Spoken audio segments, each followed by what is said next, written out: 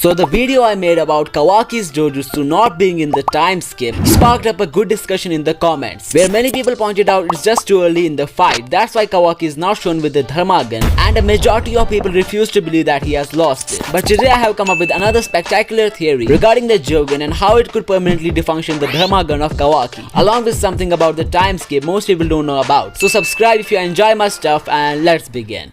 With every new chapter of Boruto, we are able to look at the time skip sequence from a totally new perspective. Kawaki not using the dharmagan that he unlocked recently after getting the new Karma seal has led to a lot of questions. The reason I believe he has lost it or is unable to use it against Boruto is because in chapter 66 during the Borukawa fight, Boruto saw Kawaki's Dojutsu in action, which means he is totally aware of its existence. Moreover, he is using a sword against Kawaki in the time skip, even though the red Karma builder could easily shrink it with Sukona Hikona. But I don't think Boruto is so stupid that he would still use a sword against Kawaki, since he already knows what his Dojutsu is capable of. This could give us a totally new angle in interpreting the mystery of Boruto's scar and broken headband. The majority of fandom has accepted Sasuke being the one to slash off Boruto's right eye, because in a recent chapter, he braces up to show his resolve of protecting the people around him. Naruto, Boruto and Kawaki, all of them have been in some situation where they chose to sacrifice their lives. Boruto let Kawaki kill him to stop momoshiki. Naruto fought Ishiki thinking it's his final fight, but instead ended up in losing Kurama. Kawaki also took the bold decision of killing the Hokage's son, even though he knew the consequences are gonna be formidable. Sasuke is the only one who hasn't been in a life or death situation where he could show his resolve. So he could be the one behind Boruto's scar, and you can find out more about this theory in a previous video of mine. But what if the scar on Boruto's right eye is given to him by Kawaki in order to stop him from using the bone-chilling powers of the Jougan? Boruto using a sword against Kawaki, even though he has got an ability of shrinking it, be a hint that Kawaki is about to witness a nerf in his power. Many of you speculated that the dharmagan was not planned when the flash forward scene was shown in the anime. But that would be a huge mess, cause if things went like that, the creators will either need to remove the concept of Boruto using a sword against Kawaki or make him look like a stupid character who knew his weapon was useless against the opponent but used it either way. Well, in my opinion, it's the Jougan that will be disabling the powers of Kawaki's left eye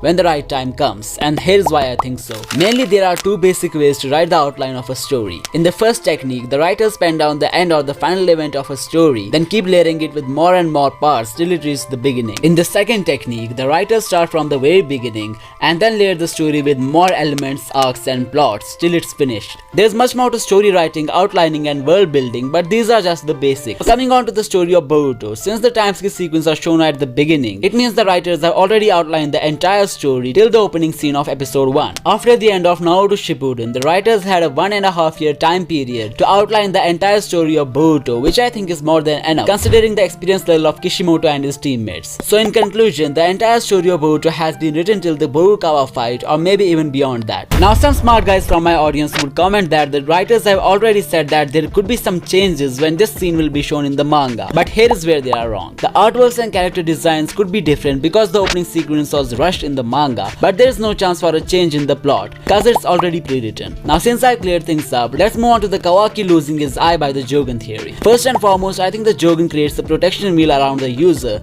which could easily defy the effects of Kawaki's eye on Boruto. Secondly, I think the Jougan can purify, or I should say nullify, the powers of another Dojutsu, since it's the divine eye. So all the other Dojutsus against the Jougan instantly become useless. This could be the reason of Kawaki slashing off Boruto's eye, which left him with a scar. But the reawakening of the Jougan would be a total surprise for the red Karma wielder. However, the tricky part here is that if Kawaki actually slashed down Boruto's eye in fear of the Jougan, then engaging in a fight with Boruto upon seeing the Jougan again would be a foolish thing to do. The plot armor and the Jougan both will help Boruto to become the victor of this fight. But there's another big Jougan theory that will be up on this channel really soon. So subscribe to not miss it and check out these videos as well. I'll see you next time.